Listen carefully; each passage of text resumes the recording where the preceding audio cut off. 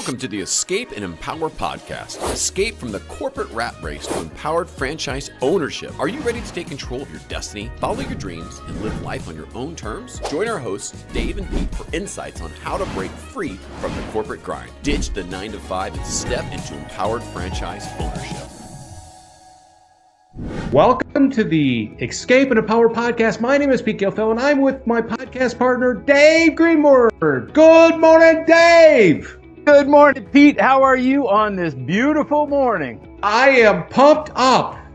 You know, that's what you always are, and the shadow is casting all over me. I feel the energy. You know, I'm a big sports fan, and I've been watching the Stanley Cup playoffs, the NBA championship, all that kind of stuff. It's good stuff. And, you know, one of the things you and I, our mission is to help senior level executives explore or escape the corporate world, right? Escape the corporate world, empower themselves through a franchise ownership, right? And the purpose that we have with our podcast is to answer a question. I thought what we today is, and I know you get the question all the time, I get the question, is that you can have the same franchise business model and one person is an A player and the other person is a C player, or somebody's really successful and somebody sucks, whatever term you want to use, right? So I thought what we would do is we would talk about the 5 success factors that separate people when they own a franchise, or simply put, you can be super successful or you can suck, but you gotta have, I believe, these 5 characteristics.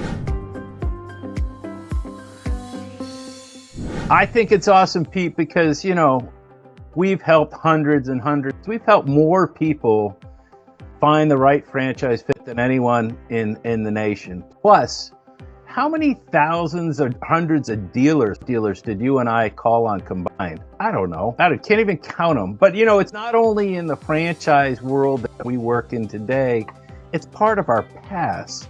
So whether you're a Ford dealer or whether you're a current franchisee, you know, one of the top 5 franchise success factors is super simple. You just got to work hard. You know, nothing's for free. If you don't want to work, put it in the market and get your 8% return and go do something else. But, you know, working hard is true for the A players. You have to demonstrate that relentless effort and discipline and dedication every day. Would you agree? Yeah, you got to commit to the daily grind. You got to work your butt off. And, you know, those short-term sacrifices end up in long-term rewards, right? Nothing comes easy. You have to work hard. And the best example I like to use is that you get on a plane, and that plane is full of cargo, luggage, you got all the passengers, and it takes a lot of power and energy to get that plane off the tarmac. But once it gets to a certain altitude, they can actually pull back on the power. That's not any different with a franchise. You got the system, but you got to work really hard to get that business off the ground. And there's a personal accountability with that. Like, if you're not working hard, it's not going to happen. Well, you know, I said it in the beginning, you know, the shadow you cast with your energy, Pete, is absolutely infectious. You as a franchisee, you as an entrepreneur, you as a business leader, cast a shadow. And that shadow is a legacy for your kids, as Pete, you have talked about, and I've talked about many, many times. But also, it's reflective in the employees that you hire. So, you know, you sit back, it's a steady paycheck in the corporate world. And yeah, you have a performance review and a mid-tier term review. But, you know, you think how empowering and exciting it is to be an entrepreneur. Working hard is fun, because it's a hands-on involvement when you're starting up the franchise, if you're working in it, then eventually you work on it, but you will build the systems. You have the structure from the playbook in the franchise to actually turn that hard work into really fun hard work that is empowering, that gives you the freedom and lifestyle you've been looking for. Well, you're building something for yourself opposed to somebody else. Number 2 is that you're being rewarded for your hard work, right? So if you know, like you've been in the corporate world, right, where we didn't get merit raises or we didn't get bonuses and stuff like that, right? You control that. And most importantly, in today's world, is that nobody's going to lay you off, right? You're the business owner. You're not going to be furloughed. You're not going to be laid off because of trying to hit a quarterly number. So you got to work hard. What's the second thing? What's the second key thing that you have to do to be successful? Okay, is everyone listening? Follow the franchise system. Follow the playbook. It is built for success. They've already thunk through what you want to think through. So don't veer off the path. Like we talked this morning about way back when they started McDonald's, the original restaurateurs wanted to offer spaghetti on Fridays because kids like that. No, they did hamburgers. Stick to the proven processes, procedures, operational playbook that's provided by the franchisor. Yeah, and I think it doesn't necessarily mean everything works. It's maybe the marketing struggling, but the idea is that you follow the system, and that's crazy. But when we talk about this, is that sometimes people think that they're smarter than the system, and they don't follow the system, and that's leads to disaster, right? So we all follow the system, but we've talked about this before. We follow the system, but that doesn't mean we can't make the system better. I know that, like with your franchise business, you've taken things and added it to the business model to make it a better experience for your customers. Well, one of the most simple things, and let's talk about the performance of the employees that contributes to the franchise profitability first. You know, not only we saw it in our franchise model, but I was also talking to a candidate yesterday that was kind of finishing up his validation. And they were going through, okay, I've talked to A players, B players, and C players. And then they said, you know, the labor costs are something we really needed to dig into. And I said, okay, what do you finding the difference between the A, B, and C players and the labor costs? Well, some people are proud of paying at the higher end of the labor skill, but they have retention issues. I was like, okay, well, what'd you learn? Well, you know, they're not thinking the difference between variable compensation and fixed compensation. Their mix is wrong. And that's so right? People follow the money. Even your employees follow the money. So when you think of some things that you can adjust, and you don't have to adjust them, because in most cases, you already have the best practice in the franchise system. You can figure out what your best pay plan is for your employees, but I bet you dollars to donuts, you can talk to your franchisees, or your franchisor, once you become a franchisee, will point you to the best of the best, and they'll share what works really well. Does that make sense? Yeah, absolutely it does, right? You have to get the right people, and you have to pay them accordingly. And the franchise has the process or the system to find those employees, but more importantly, the way in which you compensate them. And again, you may have to do a little bit of adjustments, but the idea is you follow the system. What would be the third success factor when we talk about becoming a franchise owner? I love this one because it comes out when we talk to our candidates in our consultation. You know, probably 7 times out of 10, someone say, I'm a really good problem solver. I'm like, cool, because you need to be a problem solver every day. The cool thing is you don't have a committee. You might have a partner, you might not, but one of them will be the operating lead. But solving problems is a really fun thing. Why? Because you can make decisions, you can take actions, and you know something? If you make a bad decision, what do? You recognize it, you learn from it, and you correct it, and you run. So, you know, challenges come up. You know, it's like anything else. You're going to stub your toe once or twice. Let's be real.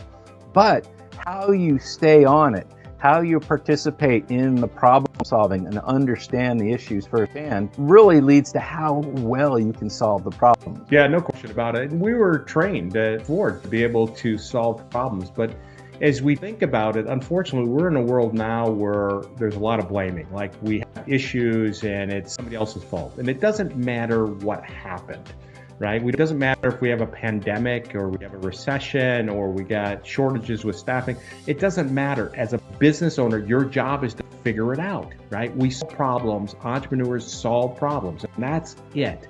And your point is that you don't have to do it by committee. You can make your decision and move forward or resolve the problem. But as business owners, you're going to have things happen. You're going to face obstacles, and you just have to deal with them, solve them, figure it out, and move on and prosper. And, you know, go ahead, Pete. No, I was going to say, what do you think the fourth key contributor would be? I think back to my corporate world. I had some wonderful experiences in leading teams of people, and especially in the branding and marketing side. And I remember we used to look at Nike, man, they were the rage. They just killed it, still are in many ways. But I took away something from them, which was steal great ideas shamelessly. And I love that because I'm going to give you an idea. And it centers around the fourth principle of making yourself successful franchisees, which is how you lead people. And for me, that's setting culture. And I did a simple thing, and it might be silly, and who knows, but the internet password to my business, and we have hundreds of people walking through it every day in each location, so thousands of people, is Happy Place. And it's the same for my employees, it's the same for the customers. So every time someone logs into it, they type in Happy Place and they get a smile on their face. What does it do? It just sets the culture. There's a whole lot of other things that you do, but when you're leading people, which is so important and so fun, because it's another thing that candidates always say to us, Pete, right? What do you do really well? I love building teams. I love developing people. Don't forget, recruit, train, motivate to retain high-performing teams. So leading people certainly is one of the things you need to do to be successful. Well, you hit it, right? It's culture. It's about developing a culture where it is a good environment for your employees, a good environment for your customers and stuff like that. It takes a lot of hard work to develop a good culture with your business. But if you are picking the right people, and we always kind of say you want the A players, right? And you want to get rid of the C players. We always want to make sure we're spending the right amount of time to find those good people that fit our culture, that can help move the company forward, because it can be a big mistake if you pick the wrong people. And what happens is that sometimes when we talk about franchises, they're hourly employees or they're contract workers, and they look at them as hourly employees and contract workers. And I look at it as, hey, they're part of the family. They're part of our culture.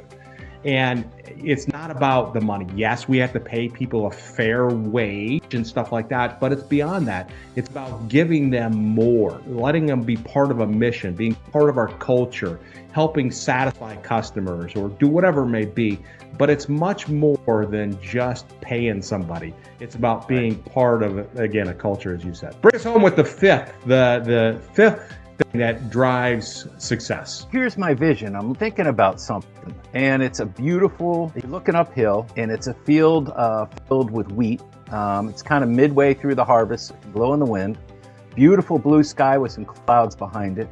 And there are people in their business, suits or dresses or whatever people wear to business these days, and they have boxes on their heads, and they're wandering around the field. And I think, on it, it's like the definition of insanity, doing things over and over again and expecting different results, the same things over and over again and expecting different results. So, I guess what I'm trying to get to, Pete, is you need to evolve. You need to change. You need to be in tune. You need to continuously improve. And we're not talking bring in the Six Sigma black belt, like we used to do in the corporate world. Yep. We're thinking about, adopt new thoughts, new strategies, new tactics, and just respond. Because guess what? You just need to look in the mirror when you want to think about how you decide to do something. It's you. We're in a world that is changing very quickly. And if you are stuck and you're not moving, continuously improving, changing strategies, responding to market trends, you're going to get left behind. We've never seen such significant change as we are today. And we're going to continue with AI and all this other stuff that's going on. The world is moving very quickly. And so as a business owner, you have to understand that what worked before may not work now. You have to continue to be moving. And again, your point is that if you keep trying to do the same thing over and over again, you're just going to end up into the ground. So we want to make sure we competitive proof, future proof our business by always evolving and changing. Remember the book, Who Moved My Cheese, right? Keep those sneakers on. Keep moving, baby, right? Because the cheese station is moving. Moving. Absolutely. Pete, this was a great subject for today, but how would you sum it up? I'd say is that when we talk about this idea of the difference between being successful and not being successful, it really does focus on these 5 characteristics. They're all very important. And you know what? It's a wonderful escaping the corporate world. You and I have done it to become business owners, right? But it's hard work, right? We always have to basically be changing. We have to make sure we're getting the right people in place, following the system. And if you do the 5 core things we talked about, you have a great chance of being successful. Absolutely. Work hard, follow the proven system, solve problems, lead people, and embrace change. Those are the 5 behaviors that we talked about that are really the backbone of sustainable growth. Whether you're aligning brand or looking for personal fulfillment as a franchise business owner, those things really drive success. So if you're a corporate executive that you're thinking, wow, maybe I should learn a little bit more about this franchising stuff and become an entrepreneur, investing in myself and a franchise, I would encourage you to go to the Empowered Franchisee or hire yourself, request a quick call with Dave or I, and let's just talk and learn a little bit about where you're at and what's going on. And more importantly, we can tell you how we can help you explore franchise business opportunities. We're here. Our service is free. So we'd encourage you to take 15 minutes. It's a short call, but it can change your life. Thanks, Pete. We've done it for hundreds and hundreds of people. We're ready to do it for some more. Have Awesome. a great day, Pete. You too. Thanks for tuning in to the Escape and Empower podcast. We hope today's discussion has inspired you to consider franchise ownership as a path to leading life on your own terms. Start your journey towards financial freedom and flexibility. Connect with Dave at empoweredfranchisee.com or Pete at hireyourself.com. Until next time.